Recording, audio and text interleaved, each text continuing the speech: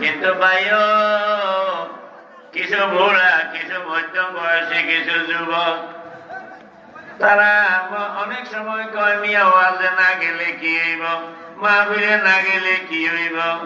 আরে ভাই, আরে ভাতিজা, কি হইব এইটা যদি বুঝতা তাইলে তোমার আল্লাহ রাস্তায় রাস্তায় ঘুরাইতো না। কোনো কথা কয় না।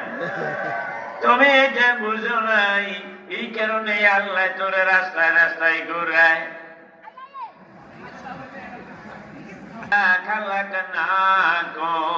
আমি আল্লাহ মাটি দিয়া তোমার ঘরে বানাইলাম, কিন্তু তুমি তো কোনদিন মাহফিলে যাও না, গেল তোমার সহ্য হয় না। তত্ত্বরানী কোনো কথা কয় না, গেল তোমার সহ্য হয় না, চা খাইতে দৌড় দাও, আবার বাড়িতে জোসনায় মিসকাল মারলে তুমি তো আধা ভাগ। কোনো কথা কয় না।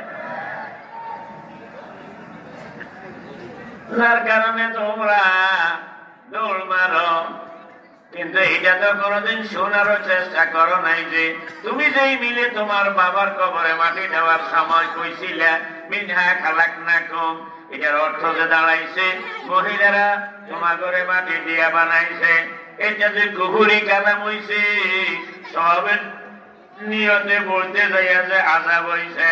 তুই পাগলা তো জানোস না, বুঝোস না, আর বুঝোস না যে এইটাও বুঝোস না। কোনো কথা কয় না।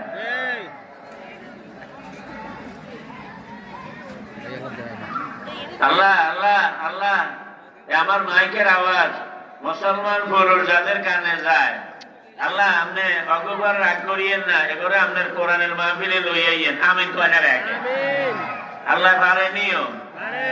হ্যাঁ হ্যাঁ, কিন্তু যদি কারোর নসিবটা আবু জাহাল মার্কা হয়, কি মার্কা? কন কন কন। কারোর নসিব যদি আবু জাহাল মার্কা হয়, আবু লাহাব মার্কা হয়, তাইলে আমার নবীর ওয়াজে যেমন তারা হেদায়েত হয় নাই, ওই মার্কার যদি কেউ এই এলাকায় থাকে তাইলে সেও হেদায়েত হবে না। ঠিক নি ভাই? আমরা কি আবু জাহাল মার্কা হইতে চাই? আবু লাহাব মার্কা হইতে চাই?